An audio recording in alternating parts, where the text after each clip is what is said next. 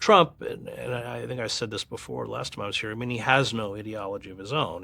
There's an ideological void, but this Christian fascism is rapidly filling it, and we've seen the advance of these Christian fascists in the figures like Mike Pompeo, uh, John Bolton, Elliot Abrams.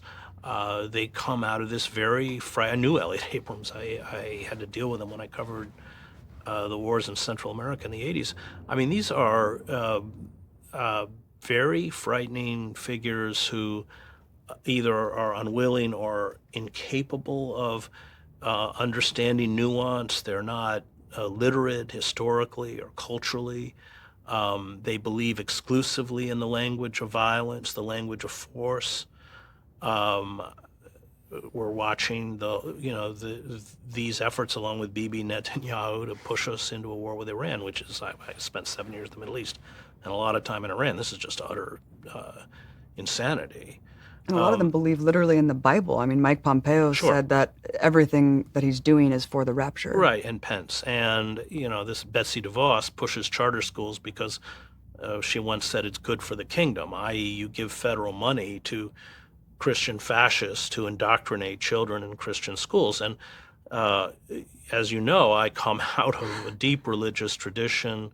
I'm a graduate of Harvard Divinity School. I don't like labels too much, but I certainly remain rooted in that tradition. I don't use the word fascist lightly.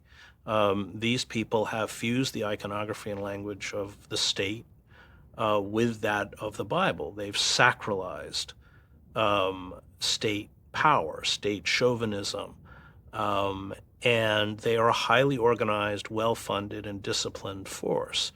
Those of us who are not hooked into that community don't see it, but tens of millions of Americans are indoctrinated through Christian schools and Christian broadcasting and Christian media and mega churches, which are just mini versions of the kind of narcissistic cults that Trump has now set up in the White House. Other than the language of force, what characterizes them as fascists? A binary view of the world, a separation of the world into us and them, good and evil, black and white. But fundamentally, an externalization of evil, a belief that, those of us who come out of, I think a religious tradition that isn't fascistic, understand that the greatest evil is within us.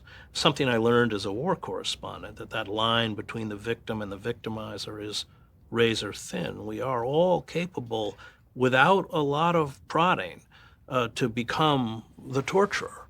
And it is that knowledge of our own capacity for evil which allows us to constantly fight against it. These people have, for them, evil is embodied in the other who must be eradicated. The jihadist, the Muslim, the immigrant. And it is this sick belief that when you eradicate this segment of the population or these people, somehow evil is eradicated. Except, of course, it doesn't work like that. You need a new entity to demonize because this is an ideology based on hate, really. And it is about the sanctification of American power and white supremacy. I mean, I spent 20 years abroad, and if you look at the conflicts, I was in Central America and the Middle East, and those are really the external expressions of white supremacy. So it is that inability to be self-critical. It is at its core about self-exaltation. It is the inability for them to struggle with the darkness that is within all of us, that is part of the human condition, and the belief that violence is a form of purification, and it is the sacralization of nationalism and nationalist symbols. And we have some of the stalwarts, I mean, Pence and others, who come out of this very frightening worldview. And I think a lot of Americans who have not been in its grip don't understand how dangerous it is. Getting rid of Trump doesn't solve the problem. As Noam Chomsky has pointed out, Pence will be worse, and Noam is right. There are, we are a deeply diseased society.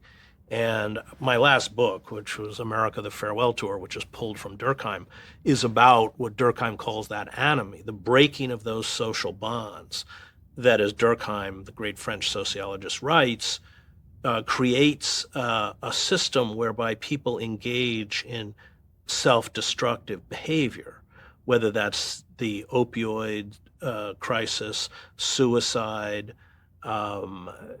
gambling is another one. I wrote her out of the Trump-tage before Trump even announced.